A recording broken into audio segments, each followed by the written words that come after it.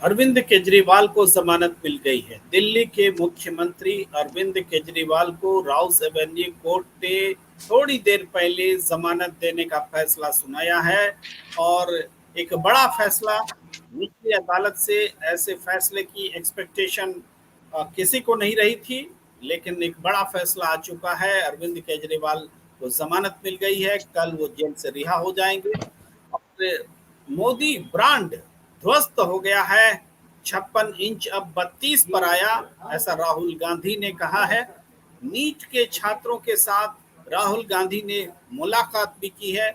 इन सभी विषयों पर हम बात करने जा रहे हैं और हमारे साथ जुड़ चुके हैं जाने माने देश की जानी मानी सामाजिक कार्यकर्ता और राजनीतिक विश्लेषक वीनू जैन जी, आपका बहुत बहुत स्वागत है।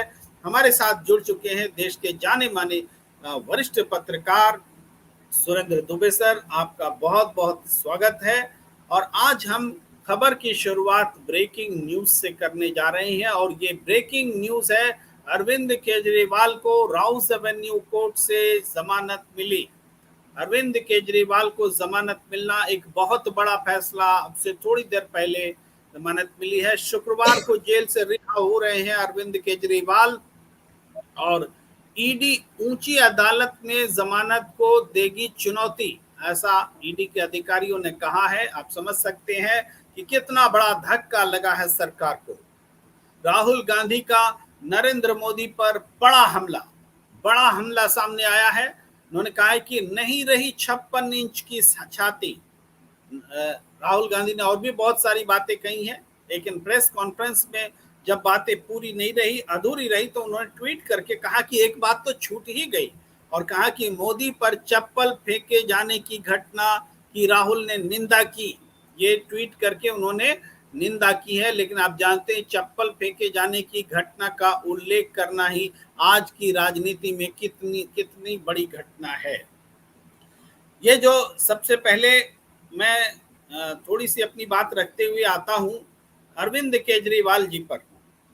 अरविंद केजरीवाल, आपको याद होगा जब ये मामला बार बार समन आ रहा था, अरविंद केजरीवाल समन नहीं ले रहे थे। उनका अपना एक पक्ष था और बाद में उनको उस वक्त गिरफ्तार किया गया जब देश में चुनाव आचार संहिता लागू हो चुकी थी। और उसी दौरान सुप्रीम कोर्ट में सुनवाई के जब अरविंद केजरीवाल का नाम लाया गया था समन के दौरान ही, तो सुप्रीम कोर्ट ने एक बात कही थी। कहा था ईडी से कि आपके पास तो मनी ट्रेल ही नहीं है, आपका जो केस है वो तो ट्रायल कोर्ट में स्टैंड ही नहीं करेगा। ये सुप्रीम कोर्ट ने टिप्पणी की थी। और आज निचली अदालत राउस एवेन्यू कोर्ट दिल्ली की, कोई हाई कोर्ट भी नहीं, कोई सुप्रीम कोर्ट भी नहीं, जो निचली अदालत है वहां अरविंद केजरीवाल को जमानत मिल जाती है। आप समझिए पीएमएलए का जैसा मामला, उसमें जमानत मिल रही है, निचली अदालत से मिल रही है और ठीक उसी हिसाब से मिल रही जैसे पहली टिप्पणी में सुप्रीम कोर्ट ने कहा था। तो इस दौरान जो कुछ भी हुआ बीते दौर में, जो डेमोक्रेसी थी, इक्वल प्लेइंग फील्ड होना चाहिए था, उसका उल्लंघन करते हुए अरविंद केजरीवाल को जेल भेजा गया। बाद में इसी इक्वल प्लेइंग फील्ड के आधार पर उनको जेल से बाहर भी किया गया कि आप चुनाव लड़ने जाइए। चुनाव खत्म और फिर वो जेल गए। लेकिन इस दौरान जो अरविंद केजरीवाल की छवि को नुकसान पहुंचाने का जो राजनीतिक मकसद था, वो मकसद पूरा करने में बीजेपी कामयाब रही। चुनाव खत्म, बात खत्म। चुनाव से पहले अरविंद केजरीवाल पर जम करके ईडी और सीबीआई जैसी एजेंसियों का दुरुपयोग हुआ और चुनाव खत्म होते साथ जमानत मिल गई। ये जमानत तो पहले भी मिल जानी थी, लेकिन हम जुडिशियरी पर बहुत चर्चा नहीं करेंगे। हम तो बस वातावरण बदलने पर चर्चा करें। वातावरण बदल गया। जुडिशरी कभी कॉम्प्रोमाइज्ड दिख रही थी, आज थोड़ी सांस लेते हुए दिख रही है कि निचली अदालत भी बड़े फैसले कर रही है। ये एक बड़ी बात हमें आज देखने को मिली। ये अरविंद केजरीवाल की खबर पर ये टिप्पणी है। मैं धीरे धीरे और भी विषयों पर आऊंगा। राहुल गांधी ने जो कहा है वो भी बहुत महत्वपूर्ण बात है और पूरे देश की सियासत पर चर्चा करूंगा। लेकिन सुरेंद्र दुबे सर, आपके पास सीधे आना चाहता हूं। ये खबर आपको चौंका रही है कि नहीं? ये खबर तो आपको जरूर चौंका रही होगी कि अरविंद केजरीवाल जी को जमानत मिल रही है और ज्यादा दिन हुआ नहीं, जेल में वापस गए हो। 1 मिनट मैं आपको अनम्यूट करता हूं। आप छोड़ दीजिए, मैं यहाँ से अनम्यूट करता हूँ कि आप अनम्यूट हो गए हैं। कैसे मेरी गलती से हुए होंगे, कुछ दिक्कत आ रही है। अनम्यूट आप अपनी तरफ से करके देखिए। जी नहीं हुआ, अनम्यूट नहीं हुआ, अनम्यूट नहीं हुआ। सुरेंद्र दुबे सर, अगर आप दोबारा से जुड़ना चाहें, क्योंकि कुछ दिक्कत है, इधर से भी अनम्यूट नहीं हो रहा है और आपकी तरफ से भी नहीं हो रहा है। एक बार कट करके जी। तब तक मैं मीनू जी आपके पास आता हूं। क्या इस फैसले ने आपको चौंकाया? कितना चौंकी आप अरविंद केजरीवाल को जमानत मिलने से? जी जी हाँ, बहुत चौंकाने वाला फैसला है।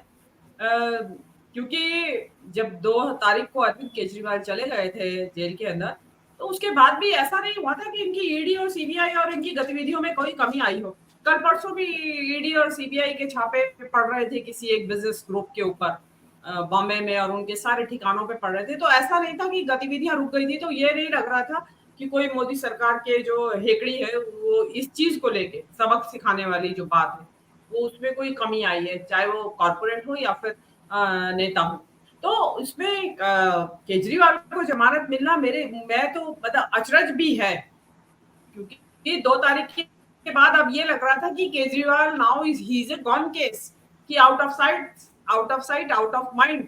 अब क्योंकि चुनाव हो चुका है, चुनाव तक तो जरूर प्रतीक्षा रही केजरीवाल छूटेंगे कि नहीं छूटेंगे, कब छूटेंगे, कब जाएंगे, वापस जाएंगे कि नहीं जाएंगे जेल में। लेकिन वो सब हो गया और उसके बाद था कि अब केजरीवाल तो एडनॉजियम, पता नहीं अब कब तक के लिए चले गए हैं जेल।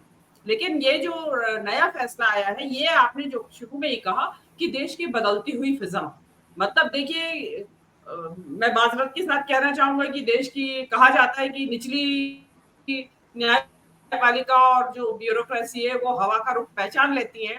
और इस वक्त मोदी जी जिस जिस हिसाब से वीक विकेट के ऊपर खड़े हैं, बिल्कुल स्लिपरी विकेट है भी उनका, जब तक वो अध्यक्ष का चुनाव नहीं हो जाता है।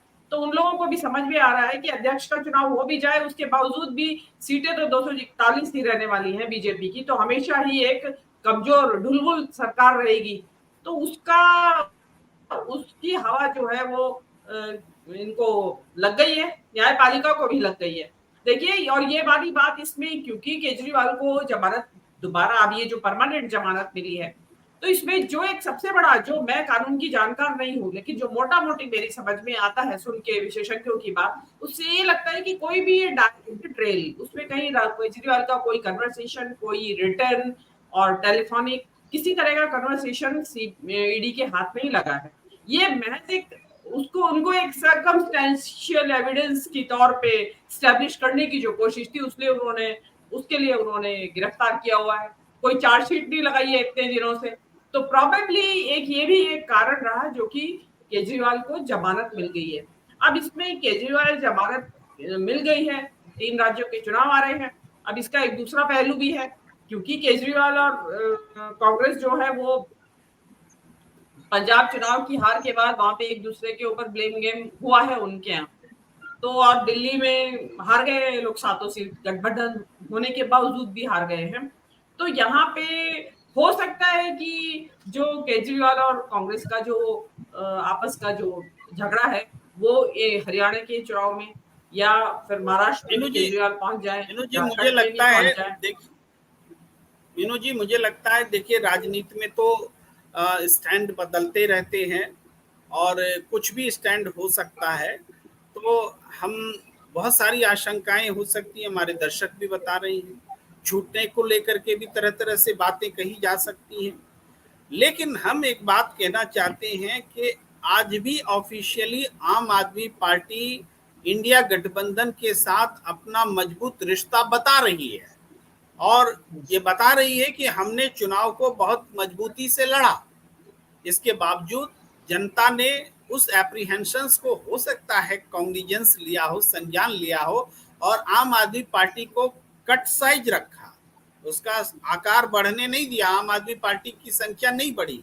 आप इसको जनता का बुद्धिमत्तापूर्ण फैसला भी कह सकते हैं, लेकिन आम आदमी पार्टी आज उस स्थिति में नहीं है कि इंडिया गठबंधन से छोड़ दें और बीजेपी उसको मदद करे या उसको अडॉप्ट करे।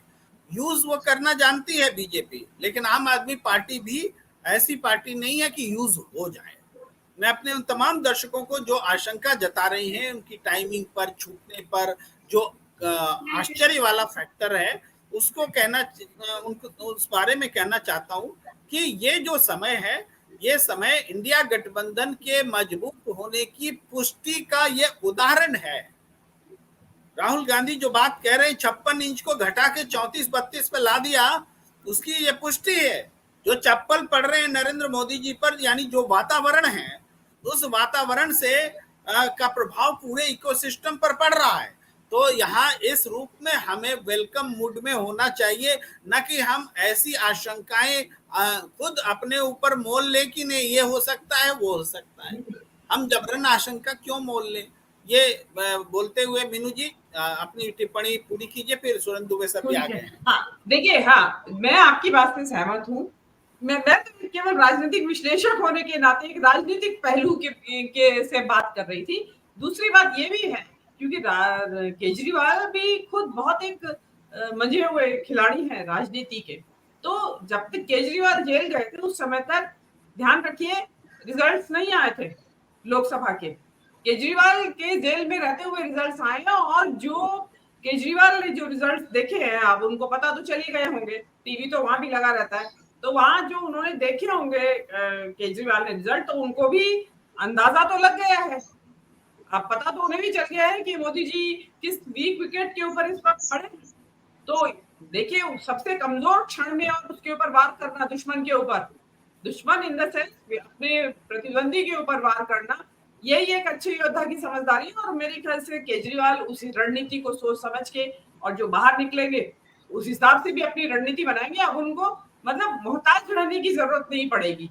तो प्रोबेबली हो सकता है कि अपनी जो चालें हैं वो और ज्यादा समझदारी से, और चाहे वो इंडिपेंडेंटली अपनी चालें चले, लेकिन प्रोबेबली ज्यादा समझदारी से चलेंगे कि ताकि मोदी जी को शिकस्त दी जा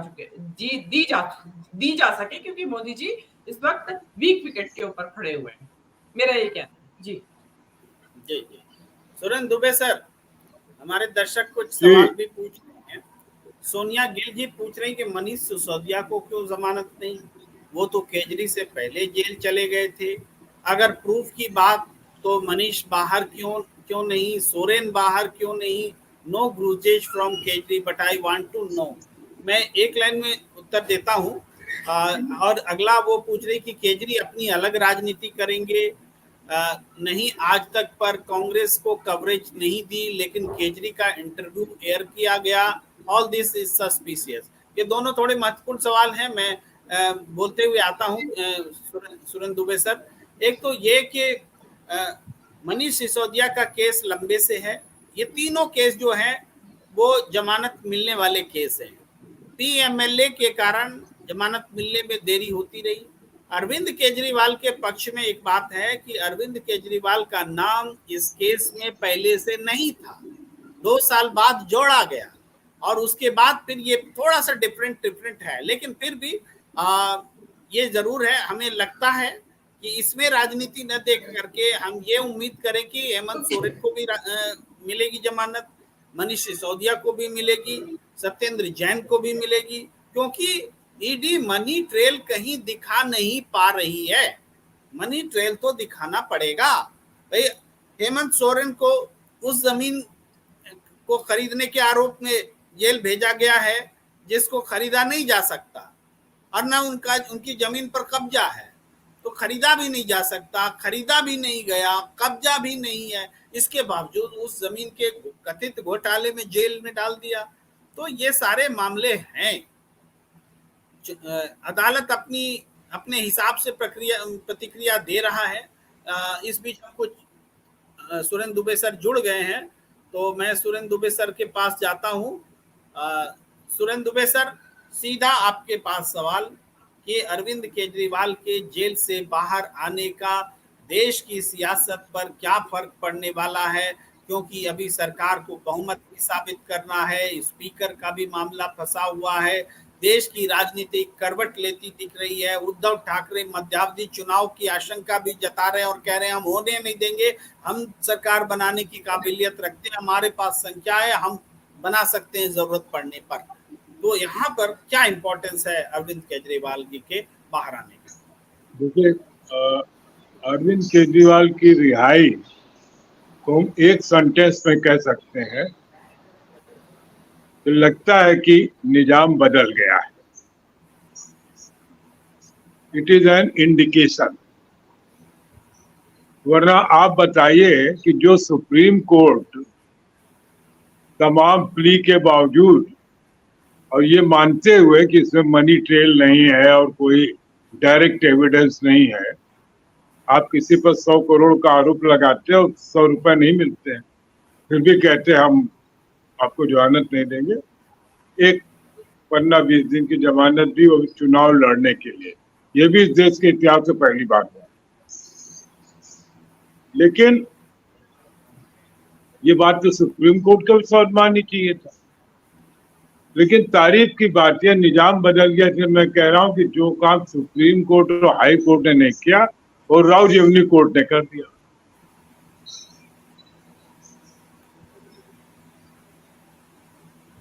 समझ गए ना आप? बिल्कुल जी। सुरेंद्र दुबे सर, लगता कोई फोन कॉल आ गया है, इसलिए ऐसा हो रहा है। मैं कुछ प्रतिक्रियाएं ले लेता हूं। जैसन फ्रांसिस जी लिख रहे हैं कि ऑन ए लाइटर नोट, हवाई जहाज में कोई चप्पल वाला नहीं दिखता, सब चप्पल अब अलंकार के लिए इस्तेमाल हो रहे हैं। और विमला बराला जी कह रहे हैं, बरालिया जी, कि केजरीवाल, सिसोदिया एंड फॉरेन तीनों के केसेस के ग्राउंड अलग अलग हैं। और सोरेन लिखना चाह रहे होंगे, हाँ बिल्कुल ग्राउंड अलग अलग हैं, आप सही कह रहे हैं। सोनिया गिल जी लिख रहे हैं, केजरी पर अजीब इसलिए लगता है कि वो अन्ना आंदोलन की उपज हैं। केजरी न्यूज़ में रहने के लिए कभी स्वाति ड्रामा तो कभी कुछ करते रहते हैं। Thanks for taking my questions. चलिए, आपकी बात है, अलग अलग प्रतिक्रियाएं तो होंगी, आप अलग अलग समझ भी आएंगी, और हम समझने का विभिन्न एंगल से प्रयास भी करते रहते हैं। जी सुरेंद्र दुबे सर, अपनी बात पूरी कीजिए। हाँ, तो मैं ये कह रहा था कि राव रेवन्यू कोर्ट ने जमानत दे दी, तो एक तो मैं इसको ये कहता हूँ कि निजाम बदल गया, ऐसा दिखाई पड़ रहा है। इसके मैं बहुत व्याख्या नहीं करूंगा, लोग अपना अपना अर्थ लगा लें। दूसरा, जो राहुल गांधी ने जो प्रतिक्रिया व्यक्त की कि 26 इंच का सीना 32 इंच का रह गया, ये कह करके उन्होंने अरविंद केजरीवाल के संभावित विरोधियों का मुंह पहले बंद कर दिया कि इंडिया गठबंधन उनके साथ है। तो इस तरह की चर्चाएं कि वो साथ आएंगे नहीं जाएंगे, देखिए आज ये देश एक बहुत ही क्रूशियल मोड से गुजर रहा है, और इंडिया गठबंधन को इस देश के मतदाताओं ने एक बहुत इम्पोर्टेंट जिम्मेदारी दी। उन्होंने कहा you have to prove you are worthy of being ruling party, नहीं तो 10-20 सीटों का और अंतर होता तो दिक्कत हो जाती। तो मोदी जी को बताया मतदाताओं ने कि मोदी जी आप बहुमत की सरकार चलाने लायक नहीं है, और विपक्ष की गठबंधन को यह कहा कि yes you should work hard. इस बात को राहुल गांधी बहुत अच्छी तरह समझ गए, इसीलिए उन्होंने तुरंत प्रतिक्रिया दी कि 56 इंच का सीना जो है 32 इंच हो गया। मुझे लगता है कि अभी जो पराजय हुई है आम आदमी पार्टी की, और जिस ढंग से उनके नेता जेल में है, ये सबको देखते हुए, चाहते हुए या न चाहते हुए, अरविंद केजरीवाल इंडिया गठबंधन के साथ रहेंगे। अब अरविंद केजरीवाल की लाख बुराई कर सकते हैं, लेकिन वो अच्छा भाषण दे लेते हैं, अटैक बढ़िया कर लेते हैं। जो आने वाले दिनों में बहुत महत्वपूर्ण होगा। क्यों? अभी लोकसभा का चुनाव नहीं होगा, वो लोकसभा स्पीकर का चुनाव होना है। अभी के जो संकेत हैं तो वो है कि बीजेपी बन जाएगी। अभी जो अन्य लोग हैं, देखते हैं इस पार्लियामेंट में सरकार कैसे बिहेव करती है।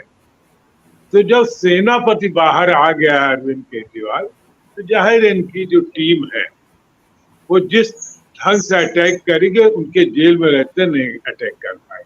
नंबर एक, इनकी जमानत से सिसोदिया की जमानत का भी आधार खुलेगा। इन दोनों के पास कोई मनी ट्रेल नहीं है और दोनों को बाद में ही बनाया गया। मुख्यमंत्री को बहुत बाद में बनाया गया, इवन सिसोदिया को भी काफी बाद में बनाया गया था कि साहब ये क्योंकि उस नीति के निर्धारक थे, इसलिए इनको अंदर किया जाता। और ये सत्ताधारी दल को एक चेतावनी है कि भाई तुम्हारा ईडी सीबीआई के बल पर शासन को जो नाटक है बहुत चल चुका है। इससे एक फायदा ये होगा कि इस रिहाई के बाद नीतीश कुमार और टीडीपी के अपने चंद्रबाबू नायडू वो ज्यादा मजबूत हो जाएंगे। ये देखो, मतलब आपके जो कर्म हैं उनका रिएक्शन क्या है, और ये बहुत महत्वपूर्ण बात होगी। आप देखेंगे कि 2-3 दिन में ही इसके आपको कुछ नए पॉलिटिकल इक्वेशन दिखाई पड़ेंगे। मैं नहीं कह रहा हूं कि तुरंत इसका कुछ ही होगा, लेकिन वो पूरी कोशिश करके इनको क्या कहते हैं, नीतीश कुमार को और नायडू को एक्टिवेट करने की इंडिया गठबंधन के पक्ष में पूरी कोशिश करेगी। तीसरी बात, जैसे आशंका है कि भाई वो कांग्रेस हार गई 7 सीट, कांग्रेस और आम आदमी पार्टी। कहा जा रहा है कि साहब वो गठबंधन, वो क्या कहते हैं, अरविंद केजरीवाल अगर जेल से नहीं छूटते तो जीत गए होते। देखिए, इस तरह की बातें कि जब आदमी मर गया तो पोस्टमार्टम में 10 कारण ढूंढ लिए गए, लेकिन जब तक वो मरीज था तब तक कोई डॉक्टर उसकी नब्ज पकड़ के बता नहीं पाया कि इसको बीमारी क्या है, ताकि मरने ना पाए। तो मैं इससे बहुत सहमत नहीं हूँ। मुझे लगता है एक जो थ्योरी चली है, जो बाद में उस पर बहुत चर्चा नहीं हुई, कि चुनाव में जो 1 करोड़ 1.25 करोड़ वोट 10 दिन के बाद बढ़े, जब कहा गया कि ये फिगर है, तो एक चर्चा यह है कि उससे दिल्ली में और सर वो 1 करोड़ तो 3 चरण के आंकड़े थे, सभी 7 चरणों के आंकड़े 5 करोड़ से ज्यादा है। तो वो ये कह रहे हैं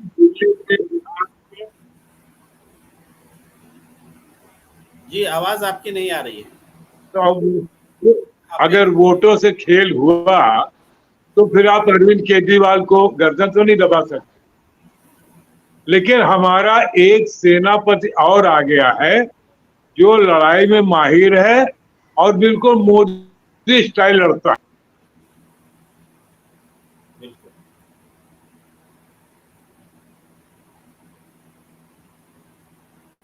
ये थोड़ी सी नेटवर्किंग की इशू हो जा रही है। मैं कुछ तस्वीरें दिखा रहा हूँ। आज राहुल गांधी ने मुलाकात की स्टूडेंट्स से, जो नीट के छात्र आए थे उनसे मिलने। वो तस्वीरें आपके स्क्रीन पर हैं। आप देख रहे हैं छात्र बैठे हुए हैं उनकी लाइब्रेरी में, राहुल गांधी की लाइब्रेरी में, घर पर, और अपने घर पर ही बात कर रहे हैं छात्रों के साथ में। अभी तक केवल छात्र दिखे हैं, लेकिन आगे की तस्वीर ये देखिए, पूरी तस्वीर, जो राहुल गांधी बीच में बैठे हैं, सामने पंडित नेहरू की तस्वीर है और दोनों तरफ छात्र अगल बगल आमने सामने। और ये जो नीट के छात्रों से मुलाकात इन्होंने की है, राहुल गांधी ने प्रेस कॉन्फ्रेंस भी किया और प्रेस कॉन्फ्रेंस में बड़ा हमला किया नरेंद्र मोदी को। उन्होंने कहा कि नरेंद्र मोदी की छवि जो उन्होंने फर्जी बना रखी थी उसको उन्होंने तोड़ दिया। बड़ा दावा राहुल गांधी का कि उन्होंने नरेंद्र मोदी की छवि को तोड़ दिया। अब जनता उनसे डरती नहीं है। उनका मतलब नरेंद्र मोदी सबको डरा कर रखते थे, अपनी छवि ऐसी बनाकर रखे थे कि अब कोई उनसे डरता नहीं है। डर को उन्होंने खत्म कर दिया। यानी राहुल गांधी ये भी कह रहे हैं कि डरो मत का नारा उनका सक्सेसफुल रहा। वो ये भी कह रहे हैं कि मोदी का परिवार नहीं चला, यानी जो मोदी का परिवार चुनाव के तुरंत बाद हटाना पड़ा वो फ्लॉप हो गया। ये बात भी राहुल गांधी ने की और भी बहुत सारी बातें कही। मीनू जी कैसे देखती हैं आप राहुल गांधी की इस बड़े स्टेटमेंट को कि उन्होंने नरेंद्र मोदी की छवि को ध्वस्त कर दिया है? जी देखिए, जो भारत जोड़ो यात्रा 1 से लेके जो शुरू हुआ था, राहुल गांधी जिन मुद्दों को साथ लेके चले थे भारत जोड़ो यात्रा में, वो उसी मुद्दे पे आज भी कायम है। 2-2.5 साल हो गए हैं, दूसरी भारत जोड़ो यात्रा भी हो गई और उसके बाद इलेक्शन भी जीत गए और इलेक्शन का मैनिफेस्टो बना था उसमें, उसके दौरान भी और आज भी। मतलब वो बुनियादी मुद्दे जो इस देश के हैं वो उसी के ऊपर अभी टिके हुए हैं। ना तो वो खुद हट रहे हैं उन बुनियादी मुद्दों से और ना वो मोदी सरकार को हटने दे रहे हैं। मोदी जी चाहे इधर उधर की कितनी भी करते रहे, लेकिन अल्टीमेटली वही शिक्षा और स्वास्थ्य है जो कि मुख्य मुद्दा इस देश की बुनियादी जरूरत है, जिसमें बहुत ज्यादा सुधार की जरूरत है। आज उन्होंने उसी के ऊपर जमकर हमला बोला। उन्होंने साफ साफ बोला कि शिक्षा का भगवाकरण किया जा रहा है। उन्होंने बहुत जबरदस्त हमला बोला कि जो बड़े बड़े पदों पे शिक्षा में का जो इलाका एरिया है उसमें इनके विचारधारा विशेष के लोग बैठे हुए हैं। तो जब तक इनको हटाया नहीं जाएगा शिक्षा का हाल यही रहेगा। अभी आपने पिछले दिनों देखा होगा एनसीईआरटी की बुक्स में इन्होंने कुछ इंडिया की जगह भारत नाम का नाम बदलाव किया कि सब जगह इंडिया की जगह भारत लिखा जाएगा। उसके ऊपर झगड़ा हुआ। वो जो योगेंद्र यादव है और सुहास पलशीकर है, उन्होंने इनको धमकी दी कि हमारा नाम इसमें नहीं होना चाहिए जो आपने नई बुक्स छापी है। मतलब वो जब तक नहीं माने जब तक उन्होंने कोर्ट जाने की धमकी नहीं दी। अभी जिसको कहते हैं कि एक जानवर विशेष की पूंछ होती है कि भाई 12 बरस नदी में रखी फिर भी तिरछी की तिरछी मुड़ी हुई फिर भी निकलेगी। आप देखेंगे कि उसके बावजूद भी, इन सब के बावजूद भी इतनी जबरदस्त प्रहार और इतनी मात खाई है मोदी ने, बहुत बुरी मात खाई है। ना केवल उनको खुद कम वोट मिले हैं अपनी कॉन्स्टिट्यूएंसी में 1.5 लाख, उन्हीं के पार्टी के कई 100-150 से ज्यादा उम्मीदवार ऐसे हैं जिनका 1.5 लाख से ऊपर से मार्जिन से जीते हैं, जो भाजपा के ही उम्मीदवार। तो मोदी जी तो कहीं के भी नहीं रहे हैं, उसके बावजूद भी उनका अहंकार नहीं रहा है। वो पता चल रहा है आपको कि प्रोटेम स्पीकर के मामले में मतलब वही के वही अटके हुए हैं। प्रोटेम स्पीकर जो इस वक्त जो सीनियर मोस्ट है, एक कांग्रेस के हैं और एक बीजेपी के हैं, जो 60 टर्म के एमपी है, आई गेस 8 टर्म के एमपी हैं। लेकिन उन्होंने बनाया किसको, उड़ीसा से लाए हैं वो जो कि 60 टर्म के एमपी हैं। मतलब वहां भी अपनी चलाना और विपक्ष को नीचा दिखाना कि अगर आपके उनके अंदर, इसका मतलब क्या हुआ, अभी भी वो इंक्लूसिव नहीं हुए हैं, समावेशिता नहीं आई है, विनम्रता नहीं आई है। हार से वो विनम्र नहीं हुए हैं। मतलब उनका बस चले तो अभी भी ना दे दर्जा विपक्ष को, ऑफिशियली विपक्ष का, जो उन्होंने 10 साल तक नहीं दिया। तो उससे ये लगता है कि अभी भी वो उनके ऊपर असर नहीं है। आप बोलते रहिए नीट के बारे में, आप मिलते रहिए स्टूडेंट से, आप स्टूडेंट्स के साथ खड़े हो जाइए। उल्टे वो उन्हीं के ऊपर हमलावर हो गए कि तेजस्वी का पीए था और ये तक चला रहे हैं भगवा चैनल्स। तो जो ये सोशल मीडिया पे कुछ भगवा चैनल्स हैं कि प्रियंका और तेजस्वी यादव ने नीट का पर्चा लीक किया। तो ये चीजें बहुत ज्यादा लंबी चलने वाली नहीं है। लेकिन ये क्या हो रहा है कि ये जो पर्चा लीक की सरकार हो गई है, ये तो नौकरी के नाम पे नौकरी नहीं है, नौकरी मांगोगे तो डंडे देगी और डंडे चलाएगी। और अगर आप पेपर देने जाओगे तो या तो पेपर लीक हो जाएगा, पेपर लीक हो गया तो पेपर नहीं लीक हुआ, एग्जाम हो गया, उसका रिजल्ट नहीं आएगा, रिजल्ट आ गया तो नियुक्ति पत्र नहीं आएगा। तो इनका तो यह है कि ये तो पढ़ने ही नहीं देना चाहते बच्चों को, क्योंकि पढ़ेगा बच्चा तो सबसे पहले तो सवाल करना सीखेगा इनसे, और सवाल ना भी करे अगर तो नौकरी तो मांगेगा ही मांगेगा। तो इनका यह है कि ना रहेगा बांस ना बजेगी बांसुरी, पढ़ने ही मत दो उनको, वहां लगा दो कावड़ में, अब कावड़ में लग जाएंगे वो बच्चे, और या फिर उनको मस्जिदों के आगे वहां झंडा लहराने पे लग दो, वहां हुड़दंग मचाने में लगा दो। इनको अपनी इनकी जो दंगा ब्रिगेड है, जो इनके हुल्लड़ ब्रिगेड है, उसके लिए भी तो चाहिए ना युवा। तो इन्होंने निकाल रखा है कि पढ़ने मत दो इनको, और नौकरी देना तो इन्होंने कसम खाए बैठे हैं। और मतलब इसमें तो नौकरी भी नहीं देनी थी। अरे भाई, इसमें तो अभी जो डॉक्टर बनेगा भी नीट में सेलेक्ट होके, उसको 5 साल लगेंगे एमबीबीएस कंप्लीट करने में। तो आपके ऊपर तो इमीडिएट कोई जिम्मेदारी भी नहीं आ रही थी, लेकिन अगेन वही की चल रहा है उनका। देखिए, और मतलब इसका मतलब तो ये है कि आप शिक्षा के महत्व को नहीं समझते। अब इसमें कोई ये कह दे कि कुछ शिक्षित नहीं है इसलिए नहीं समझते, मैं ये बात नहीं मानती हूँ। कामराज भी अशिक्षित थे, लेकिन कामराज का ही समय वो था तमिलनाडु में, उनके कार्यकाल के दौरान ही वहां पे मिड डे मील स्कीम आई थी बच्चों को स्कूल में अट्रैक्ट करने के लिए। मतलब उनको लगता था कि मैं तो नहीं पढ़ पाया, लेकिन बच्चे शिक्षित जरूर होने चाहिए, ताकि भाई उस वक्त तो भयानक गरीबी थी शुरुआती दौर में तो देश के अंदर। तो कि उस वक्त उनको मिड डे मील स्कीम उन्होंने इंट्रोड्यूस की कि स्कूल में बच्चा है। और एक हमारे यहाँ हो रहा है कि एक तो सरकारी स्कूल बंद हो रहे हैं, वहां उनमें असुविधाएं है, इतनी सुविधाएं ही नहीं है, टीचर्स ही नहीं है, ताकि और मिड डे मील वगैरह का आपने देख लिया होगा, कई जगहों पे तो आउटसोर्स कर दिया गया मिड डे मील। कई एक जगह खबरें आई थी नमक के साथ मिल रही है रोटी बच्चों को खाने के लिए मिड डे मील के अंदर यूपी में। बाद में उस पत्रकार को भी बड़ा हैरेस किया गया, बाद में उस बेचारे की मृत्यु भी हो गई कैंसर से। तो इनका शिक्षा के ऊपर तो जोर ही नहीं है, और अगर है भी तो उसका प्राइवेटाइजेशन हो रहा है। और आप देख ही रहे हैं, सबको मालूम है, देखने वाले दर्शकों को भी मालूम है कि प्राइवेट सेक्टर में यूनिवर्सिटीज में शिक्षा का कितनी महंगी शिक्षा है, हर कोई अफोर्ड नहीं कर सकता है। तो लेकिन इनका मकसद ही यही है कि जो निचली तबका है वो तो बाहर ही हो जाए शिक्षा के क्षेत्र से, इनका ये मानना है। लेकिन अब जो निचला तबका है उसने 10 साल तो जो शोषित वंचित का तबका है, उन्होंने 10 साल नहीं समझ में आया उनको ये खेल, अब उनको समझ में आ गया है ये खेल। तो जितनी आप बदमाशी करेंगे उतना ही आपको कड़ा जवाब देगी जनता। ये आपको अब नए जो चुनाव आ रहे हैं 3 राज्यों के, उसमें देख लीजिएगा आप कितना, अगर ये नहीं सुधरे तो इससे भी ज्यादा तगड़ा जवाब जनता की तरफ से इनको मिलेगा, और सुधरना पड़ेगा, और ज्यादा हेकड़ी चलेगी नहीं। देखिए, मोदी जी को सोचना चाहिए कि चप्पल क्यों पड़ी है। देखिए, मैं उसका समर्थन नहीं कर रही हूँ चप्पल मारी जाए, लेकिन ये भी एक जो कि कहा जा रहा है कि भाई विरोध करने का तरीका है, जिसके पास कोई और रास्ता नहीं है उसने अपना इस तरह से दिखा दिया प्रतिरोध। लेकिन इंट्रोस्पेक्शन का टाइम है कि मेरे 10 साल 20 साल 25 साल हो गए राजनीति में, कभी मेरे साथ ऐसा नहीं हुआ, आज मेरे ऊपर चप्पल पड़ी है, तो कहीं तो बहुत बड़ी गलती कर रहे हैं आप, गलती पर हैं तो सुधर जाइए, बहुत अच्छा होगा। अदरवाइज फिर जो हर्ष होता है वो तो अब यहाँ क्या कहें सार्वजनिक मंच पे। जी जी बिल्कुल, लगातार दर्शकों की भी प्रतिक्रिया आ रही है। हर्षित सिंह कह रहे हैं कि सही बात बोल रही हैं मीनू जी, न पढ़ेगा इंडिया न सवाल पूछेगा इंडिया। और हर्षित सिंह जी आगे लिखते हैं, और नीट में तो नौकरी भी नहीं मिलती।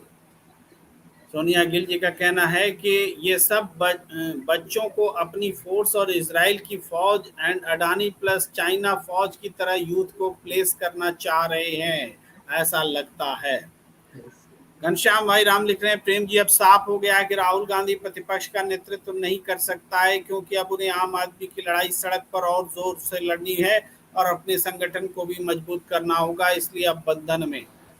और सोनिया गिल जी कह रही हैं, ऐड कर रही हैं कि अगर केजरीवाल अच्छे मन से इंडिया के साथ मिलकर रहें तो सोने पे सुहागा होगा, एजुकेटेड पर्सन्स देश को बेहतर डायरेक्शन में ले जाएंगे।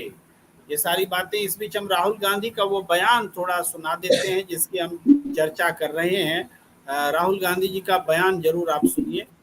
What has happened is people are not scared of him, and you saw the other day, I think somebody in Varanasi itself threw a chappal on his car, right? So it's very clear, the basic concept of Modi has been destroyed in this. Basic concept of Modi has been destroyed. Modi ji का जो basic concept है, बुनियादी सोच है, वो तहस नहस हो गया है, कर दिया गया है जनता के द्वारा। ये राहुल गांधी कह रहे हैं।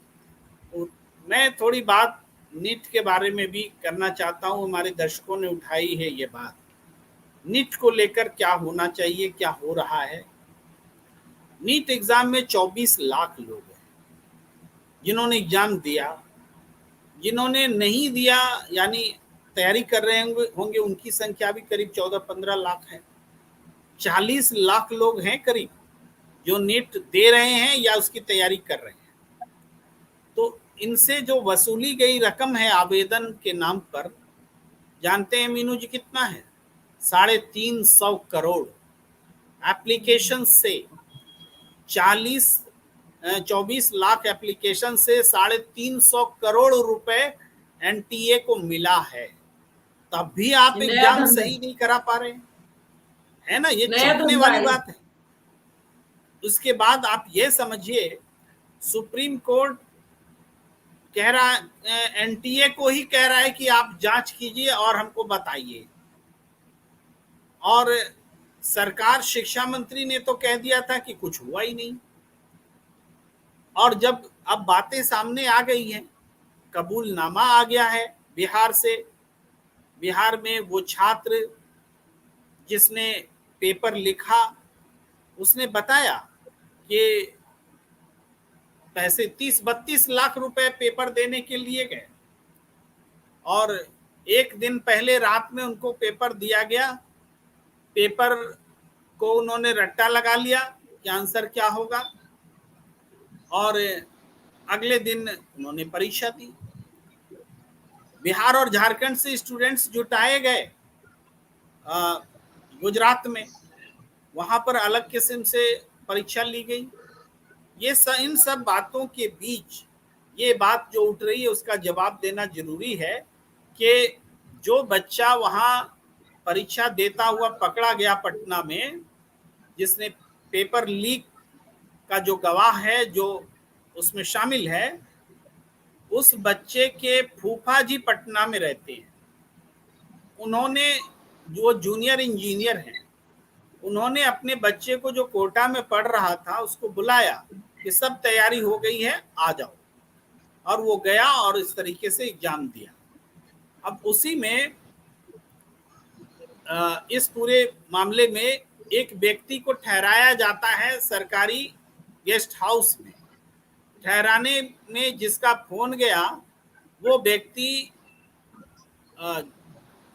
तेजस्वी यादव का पीए है। अब बीजेपी प्रेस कॉन्फ्रेंस करके कह रही है कि तेजस्वी यादव ही पूरे पेपर लीक एग्जाम में शामिल है। इतनी सी बात पर ये बात, मैं इसका खंडन या पक्ष में किसी इधर उधर खड़ा नहीं हूं, लेकिन कुछ सवालों के आईने में इस दावे को समझने की जरूरत है। और वो ये कि ये जो पेपर लीक, अगर तेजस्वी यादव शामिल हैं तो इसका खुलासा पुलिस करेगी या बीजेपी का डिप्टी सीएम बिहार के और बीजेपी के नेता करेंगे? कौन करेगा? इसका मतलब है कि राजनीतिक रूप से आप तेजस्वी यादव पर लांछन लगा रहे हैं। पुलिस कार्रवाई नहीं कर रही है, पुलिस अरेस्ट नहीं कर रही है। और इसका मतलब ये भी है कि जनता में ऐसी बात कह करके वातावरण को आप माप रहे हैं कि कल को अगर पुलिस जाएगी और तेजस्वी यादव को गिरफ्तार करेगी तो क्या रिएक्शन हो सकता है। दोनों बातें हो सकती हैं।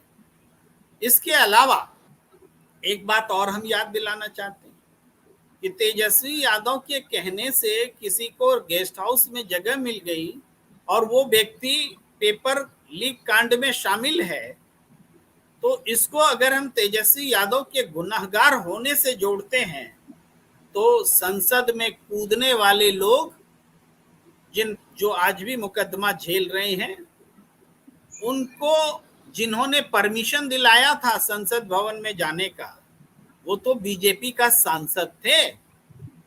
तो बीजेपी के सांसद के बारे में तो बहुत लोगों ने सवाल उठाई, हम लोगों ने भी कहा कि जिसके कहने से, परमिशन से उनको भेजा गया, वो संसद में घुसे, उन पर कुछ होना चाहिए। पूछताछ तक नहीं हुई मीनू जी, पूछा तक नहीं गया, आज तक चर्चा भी नहीं हुई।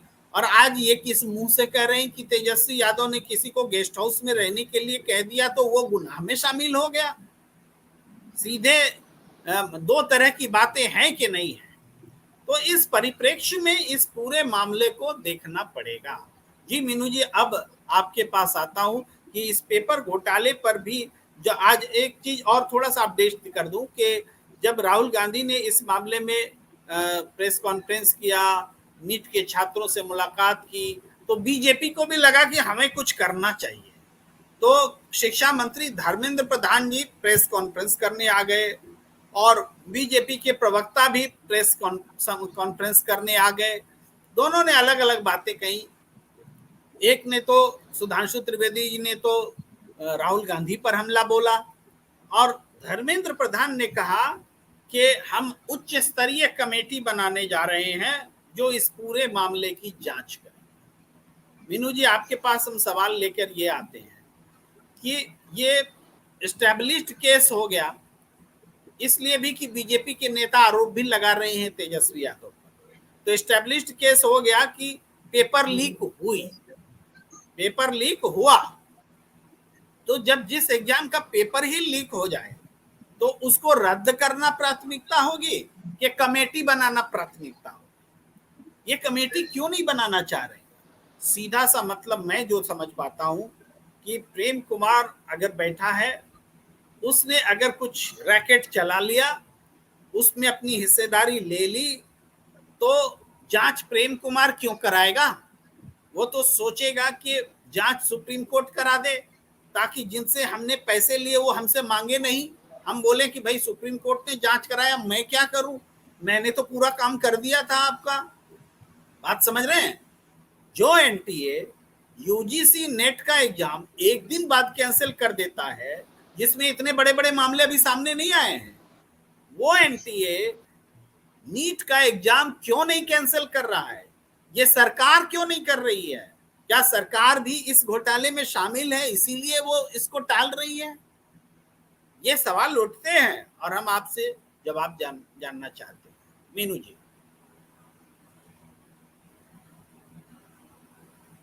जहां तक मेरी जानकारी है उसके हिसाब से शायद ये जो व्यक्ति जिसको पीए कहा जा रहा है वो वर्तमान में पीए नहीं है तेजस्वी का, अभी भी है, पूर्व में रहा है, अभी भी है। ओके, ये लेकिन मैंने जैसा सुना था तो मैं उसके अकॉर्डिंगली बोल रही हूँ।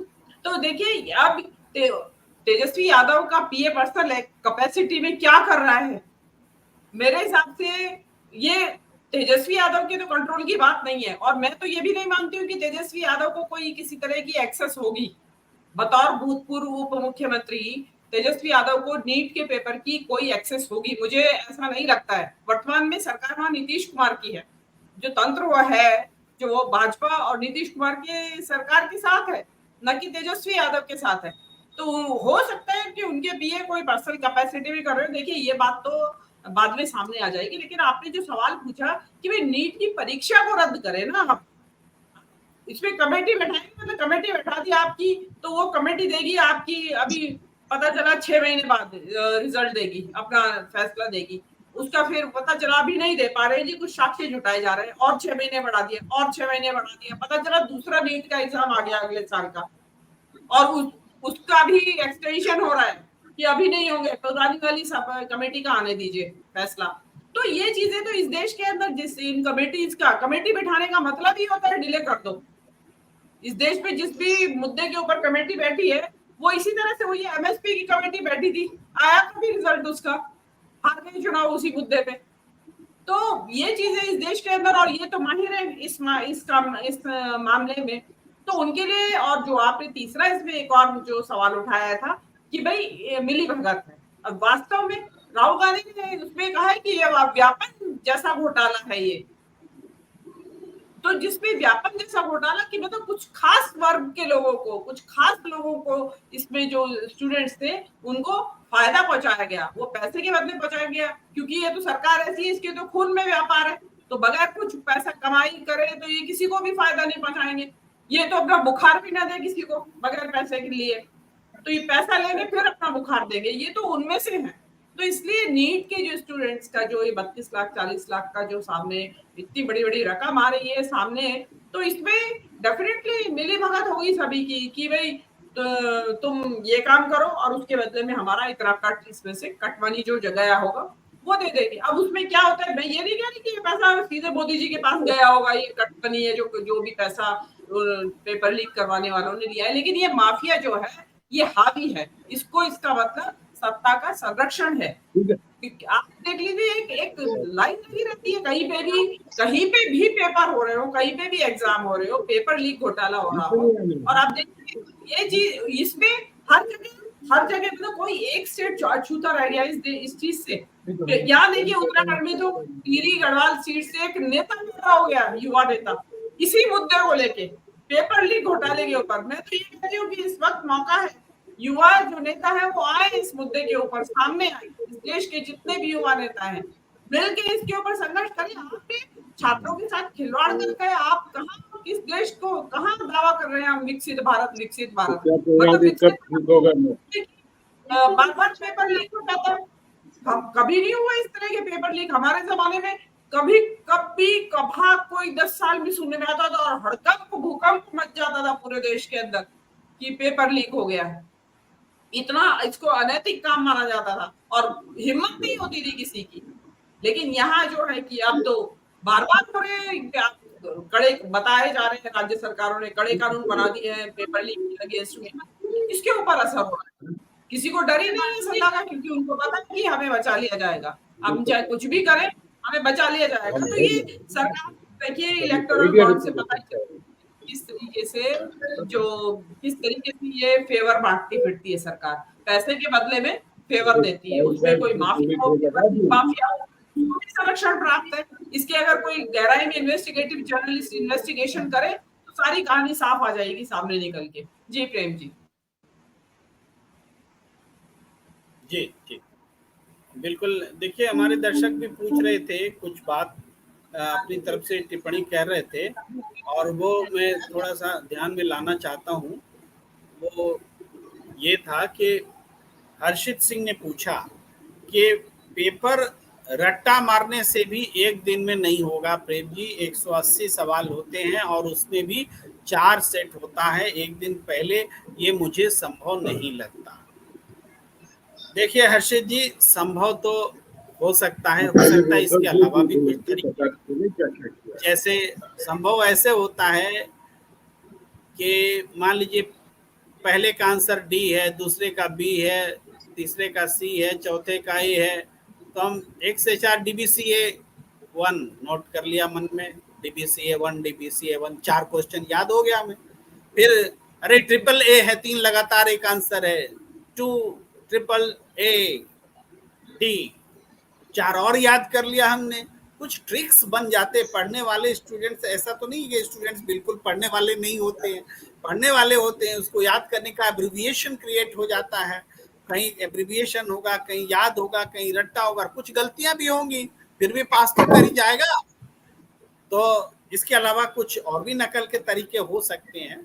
तो मैं आना चाहता हूँ, स्टडी भी तो किया हुआ होता है, पढ़ाई तो की, हाँ स्टडी भी किया हुआ होता है, एकदम से पता नहीं हो ऐसा नहीं है, और हो सकता है और भी कुछ तरीके होंगे याद करने के, चीटिंग भी हो सकती है, कुछ भी हो सकता है, लेकिन क्वेश्चन का आंसर मिल गया, ये बहुत बड़ी बात हो गई। तो ये चीज है।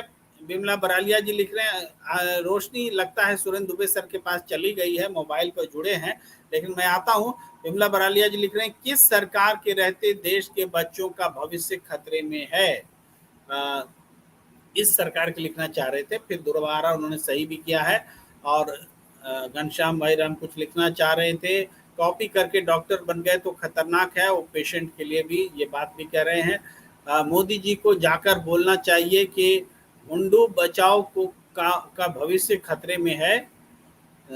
हिंदू बचाओ लिखना चाह रहे हो, क्या हिंदू राष्ट्र के लिए अपने मंत्री बदलेंगे। और इसी तरीके से घनश्याम भाई रामविक्रम प्रेम जी के अरविंद केजरीवाल को जमानत मिल गई है। कुछ न्यूज़ है आपके पास में, हम ये न्यूज़ दे चुके हैं, अरविंद केजरीवाल कल रिहा हो जाएंगे और उनको जमानत मिल चुकी है, बिल्कुल मिल चुकी है।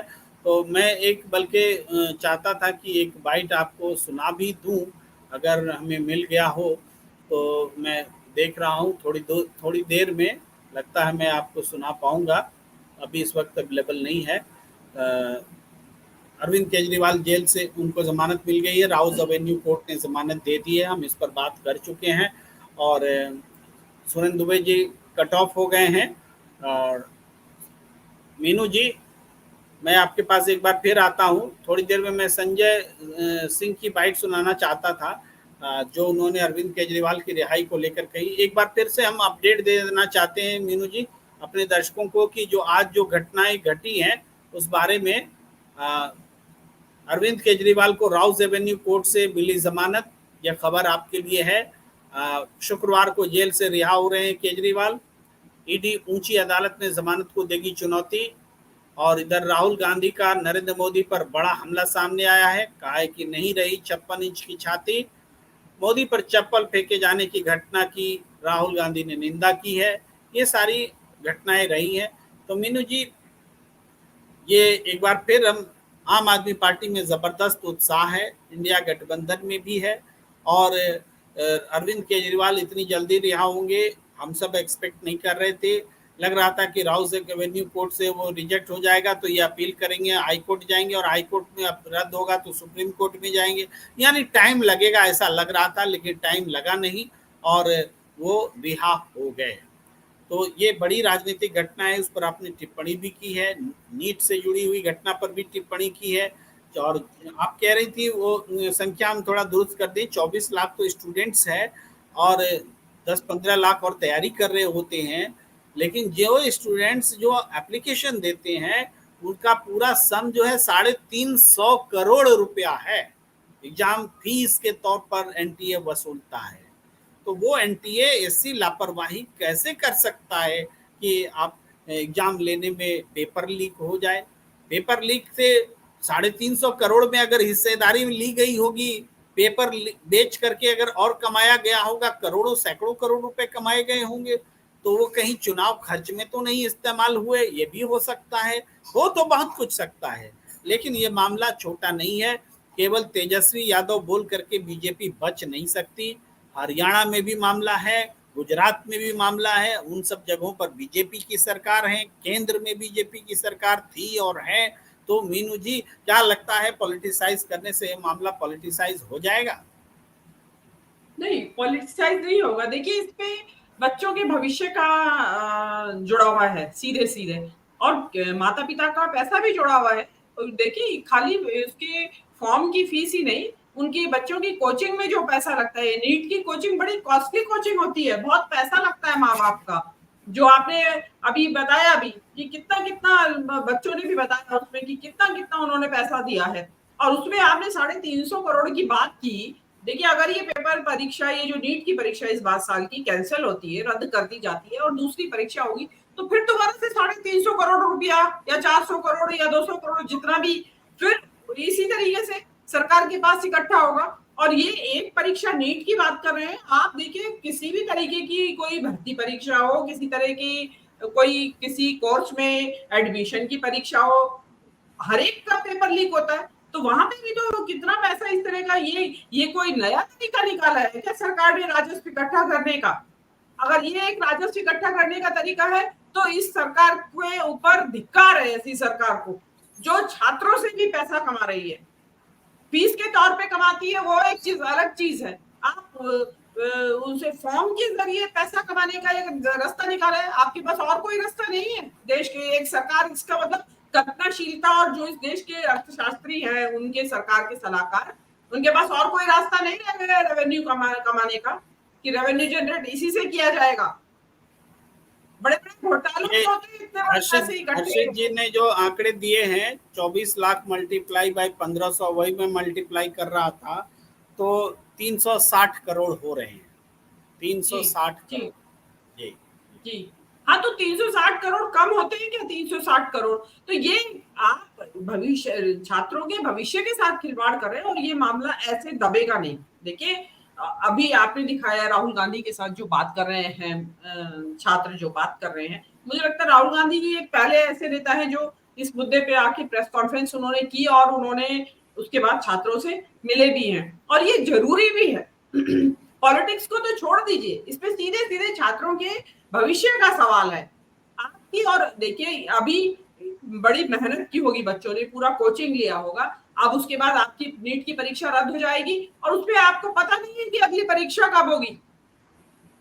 आपको ये भी नहीं पता है भाई, आपने इसको सेंट्रलाइज इसीलिए तो किया था नीट की परीक्षा को कि बच्चों को एक बार में ही सबको चांस मिल जाए और उसमें फिर काउंसलिंग के बेसिस पे, आपकी रैंकिंग के बेस पे उनका एडमिशन हो जाता है जिन जिन कॉलेज में उनको मिलना होता है। लेकिन आपने सारी जो भी कोई मतलब व्यवस्था क्या बनाएंगे आप इस देश में? जो कॉम्पिटिटिव एग्जाम्स हैं उनके लिए आप व्यवस्था क्या बनाएंगे बच्चों के लिए? मतलब इसका मतलब तो ये हो गया कि 11th आवर तक भी बच्चा जो रात रात भर जाग के पढ़ रहा है उसको कल का ये नहीं है इंतजार, कल का ये भरोसा नहीं है कि कल पेपर लीक हो जाएगा या वो दे पाएंगे या नहीं। पेपर लीक वहां पहुंचेंगे एग्जाम सेंटर पे तो पता चला कि पेपर लीक हो चुका है, घर वापस जाइए। तो ये बच्चों को आप एक तो एंजाइटी दे रहे हैं और ऐसे में बच्चों की जो निराशा का माहौल होता है, कितने बच्चे डिप्रेशन में ना चले गए हो। बच्चों आप यंग एज के बच्चे हैं, वो इतना तनाव थोड़ी झेल सकते हैं छोटे बच्चे। तो आपने माँ बाप को भी परेशानी में डाल दिया है और बच्चों को भी परेशानी में डाल दिया और ऊपर से आपके पास ढुलमुल रवैया, ऊपर से कोर्ट की काउंसलिंग तो जारी रहेगी। अरे भाई, जिस परीक्षा के मूल में ही संदेह पैदा हो गया है कि पेपर लीक हो चुका है जिस परीक्षा का, उसकी काउंसलिंग कैसे जारी रह सकती है? मतलब कोर्ट ने अलग नाक पे दम कर रखा है इस देश की जनता के। इस तरीके के अजीबोगरीब निर्णय कोई पूछे कोर्ट से कि जिस परीक्षा में ये धांधलेबाजी हो रही है, पेपर लीक हो रहे हैं, उसकी काउंसलिंग कैसे जारी कर सकते हैं आप कि काउंसलिंग जारी रहेगी? तो ये चीजें देखिए सबको समझना पड़ेगा। और आप क्या चाहते हैं? आज जो भारत से ब्रेन ड्रेन कह लीजिए या इतने जो टैलेंट्स बाहर जाता है और देश में विदेशों में नाम कमाया गया जिनके द्वारा, बड़े बड़े आप कंपनीज जिनका नाम लेते हैं, बड़ी हाईटेक कंपनी, अपने गूगल, फेसबुक और आपके माइक्रोसॉफ्ट की, इन सब के हमारे इंडियंस हैं, सारे हेड इनके जो हैं, सीईओ जो है वो इंडियंस हैं। तो वो देखिए कब बन पाए? वो उस जमाने में बन पाए जब इस तरह की धांधलेबाजी बच्चों के साथ नहीं होती थी। सीधे सीधे परीक्षा होती थी, सीधे सीधे रिजल्ट आ जाता था और सीधे सीधे नियुक्तियां हो जाती थी। जिनको बाहर जाना है वो बाहर चले गए, जिनको हिंदुस्तान में रहना है वो हिंदुस्तान में चले गए।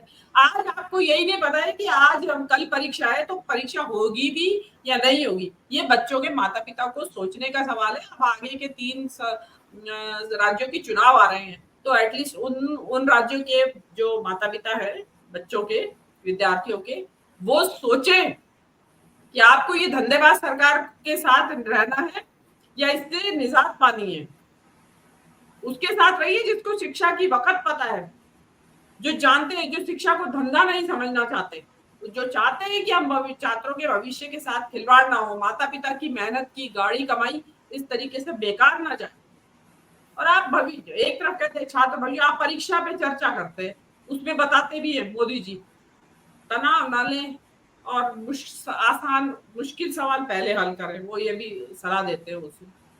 तो आप तनाव ना ले, आप इतना तनाव दे रहे हैं कि जो ये परीक्षा अगर कैंसिल हो गई और उसके बाद दोबारा भी होगी जो परीक्षा, तो कितना भयंकर तनाव में स्टूडेंट्स होंगे जो परीक्षा देने जाएंगे कि दोबारा फिर ना हो जाए। क्योंकि पुराना रिकॉर्ड है, अन्य परीक्षाओं में हुआ है ऐसा कि फिर परीक्षा का फिर पेपर लीक हो गया, फिर पेपर लीक हो गया। और एक अजीब और गरीब बीमारी फैली हुई है इस देश के अंदर, हमने तो कभी नहीं सुना कि इस तरीके से हर एक स्टेट में और जो सेंटर की परीक्षाएं, मतलब परीक्षाएं लीक होने चाहते क्या है भाई आप?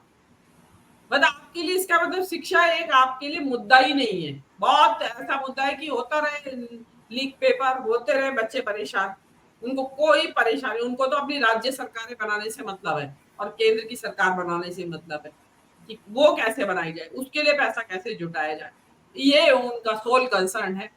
और अभी भी समझ जाना चाहिए, बहुत लंबा बर्दाश्त नहीं करेगी। पता चला इस बार यही मुद्दा बन गया, शिक्षा और स्वास्थ्य ही मुद्दा है, और मुझे लगता है कि इस बार शिक्षा स्वास्थ्य के मुद्दे पे ही चुनाव लड़ा जाएगा। तो तब क्या जवाब देंगे आप? चलिए, यही इनका, मोदी जी को तो हम तो समझ में नहीं आती है इनकी चीज। और ऐसा भी नहीं है, जो शिक्षा मंत्री है वो भी कैसे किस तरीके के गैर जिम्मेदाराना वक्तव्य दे रहे हैं।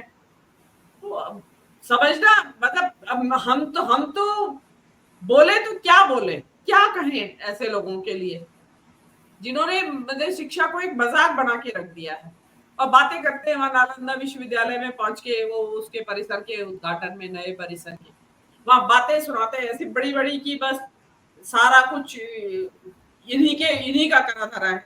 अरे खाली गौरवशाली इतिहास की बात जो कर रहे हैं, तो क्या गौरवशाली इतिहास वालों ने इस तरीके का घालमेल या बच्चों के साथ धांधलेबाजी, धोखाधड़ी नहीं करी थी?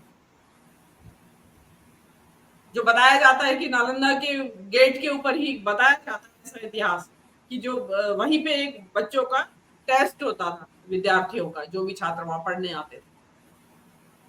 तो वहां पता नहीं, वहां भी क्या मालूम गड़बड़ी होती होगी, नहीं होती होगी।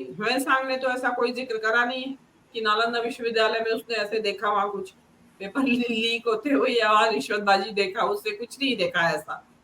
तो आप शिक्षा के क्षेत्र में आप अग्रणी बनना चाहते हैं अगर, तो ये सब चीजें तो आपको रोकनी पड़ेगी। बहुत मेहनत करते हैं जो बच्चे, मैं तो देखा है कि जो नीट के स्टूडेंट्स हैं उनकी मेहनत बहुत है। आप उनको, सभी बच्चों की मेहनत होती है, आप इस तरीके से खिलवाड़ नहीं कर सकते और बच्चों को इस तरह से धोखा नहीं दे सकते। इनफैक्ट आप ही के प्रति बच्चों में अविश्वास बढ़ेगा। जो और जिस तरीके से आपने इसको बच्चों का वो बना दिया, कोर्ट जा, और अब उधर मुख्यमंत्री कुछ बोल रहे हैं, उधर प्रधानमंत्री कुछ बोल रहे हैं, वो राजनीति कर रहे हैं, वो दूसरे राजनेता के ऊपर उन्होंने ठीकरा फोड़ रहे हैं। तो इससे तो बच्चों की हताशा और निराशा और ज्यादा बढ़ेगी।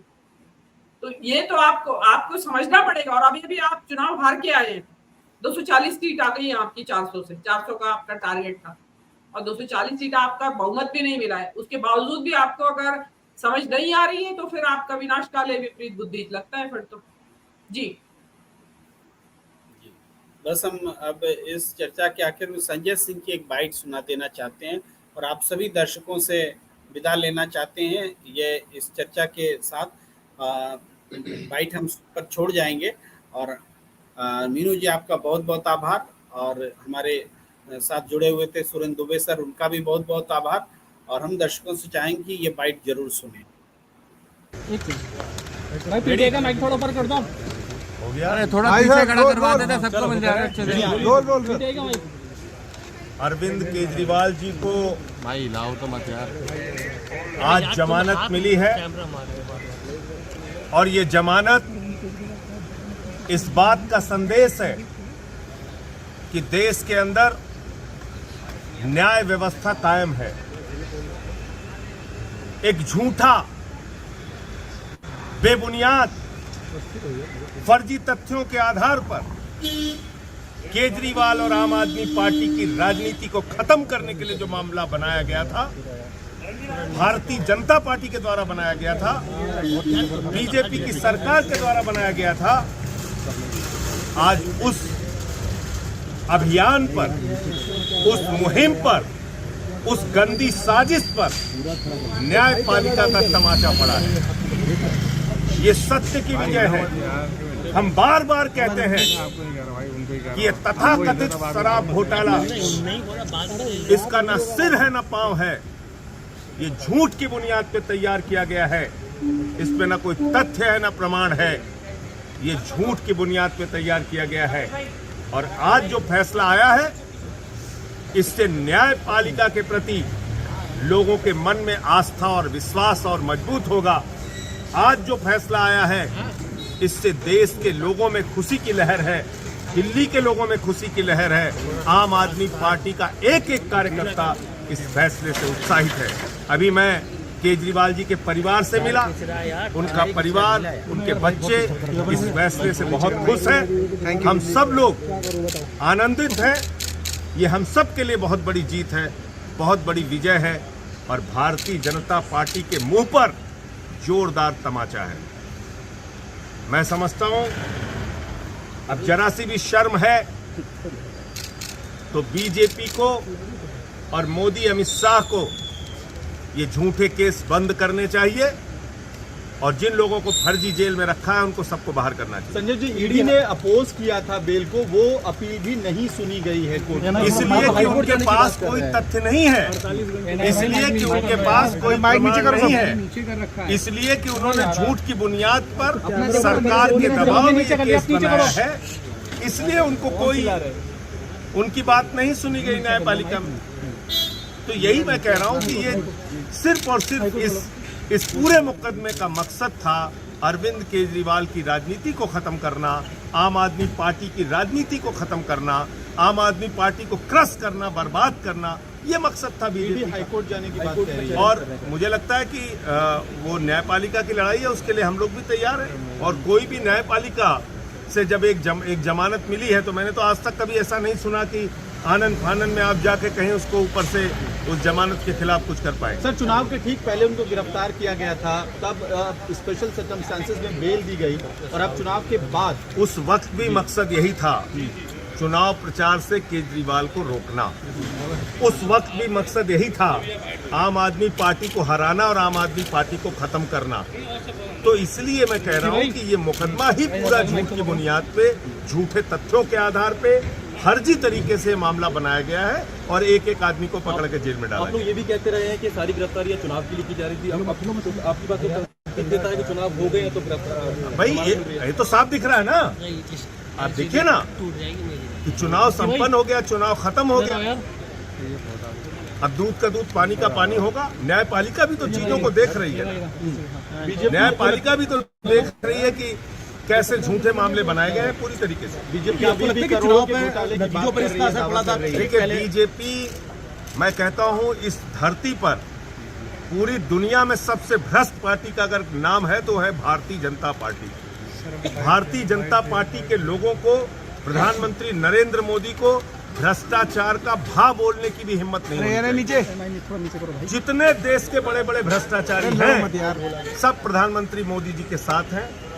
जितने देश के बड़े बड़े भ्रष्टाचारी हैं सब आज भारतीय जनता पार्टी के साथ हैं, चाहे वो अजीत पवार हो, छगन भुजबल हो, नारायण राणे हो, अशोक चौहान हो, हसन मुशर्रफ हो, नवीन जिंदल हो, हेमंत बिस्व शर्मा हो, मुकुल राय हो, जनार्दन रेड्डी हो, जितने भ्रष्टाचारी सब आज बीजेपी के और मोदी जी के साथ। पहले चुनाव से पहले मुझे लगता है